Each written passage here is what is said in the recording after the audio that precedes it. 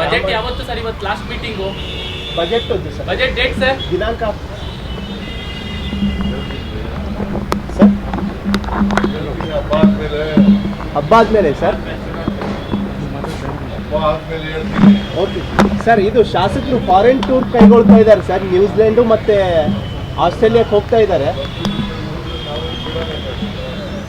Sir. ಸ್ವಂತ ದುಡ್ಡಲ್ಲಿ ಹೋದ್ರೆ ಹಾಂ ಮೇಲೆ ಇರ್ತದೆ ಅವರು MLA-ಗಳು MLC-ಗಳು ಹಾಂ ಸರ್.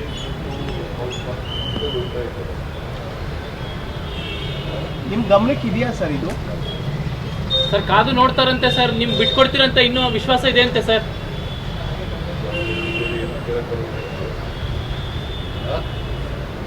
ನೀನು ಕೇಳೋದೇ ಇಲ್ವಲ್ಲ. ಇದೆ 3 ತಿಂಗಳಾಯ್ತು ಶುರು ಮಾಡಿದ್ದು. ಕೇಳಬೇಡಿ, ದಯಮಾಡಿ ಹೈಕಮಾಂಡ್ ಅವ್ರಿಗೆ ಗೊತ್ತು. ಅವ್ರು ತೀರ್ಮಾನ ಮಾಡ್ತಾರೆ.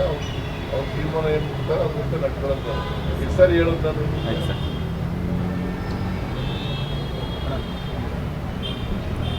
ಹೈಕಮಾಂಡ್ ಏನು ತೀರ್ಮಾನ ಮಾಡಿದ್ರೆ ಅದರಂತೆ ನಡ್ಕೊಳ್ಳೋದು.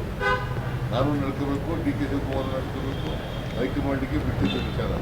ಅದು ಬಿಟ್ಟು ನೀವು ಪದೇ ಪದೇ ಪದೇ ಪದೇ ಹಾಕೊಂಡು ಇದನ್ನೇ ಕೇಳೋದು.